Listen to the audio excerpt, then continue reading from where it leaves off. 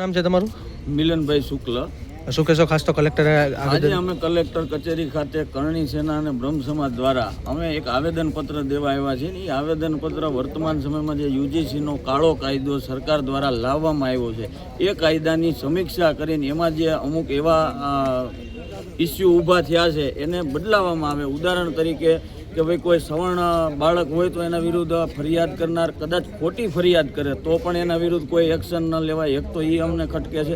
બીજું કે મોટા ભાગે અત્યારે કેવું છે કે ભાઈ ઓબીસીનો પણ એમાં સમાવેશ કર્યો છે. તો ઓબીસી એટલે કોઈ જ્ઞાતિ કે જાતિ નથી, તો એને જાતિ આધારિત કેવી રીતે કોઈ પ્રતાડિત કરી શકે? મને તો એ નથી સમજાતું. એટલે એક એ વાત છે. અને એક વાત અમારી એવી છે કે ભાઈ વારંવાર જે સવર્ણોને ટાર્ગેટ કરવામાં આવે છે, આપ બધે કોલેજ કેમ્પસમાં બધે જેએનયુમાં બધે જોવો છો કે બ્રાહ્મણ બન્યા ભારત છોડો, તિલક તરાજુ તલવાર, ઇનકો જૂતે મારો ચાર. તો હવે આમાં કોણ કોનું શોષણ કરે છે એ સમજાતું નથી. પણ અત્યાર સુધીના રાજકીય પક્ષો દ્વારા જે ઘોર પાપ કરી અને હિન્દુઓને અલગ થલગ કરી અને આ દેશમાં 70 વર્ષ સુધી જેવી રીતે રાજ કરવામાં આવ્યું એવી રીતે આ સરકાર પણ એ પગલે ચાલી રહી હોય એવું અમને લાગે છે. ત્યારે અમારો સ્પષ્ટ વિરોધ છે કે ભાઈ અમારી વાતને ધ્યાને લઈ અને આની સમીક્ષા કરી અને દરેક બાળકને સમાન અધિકાર અને સમાન નાગરિક ગણી અને કાયદાનો ક્યાંય દુરુપયોગ ન થાય એવા પ્રાવધાન કરે.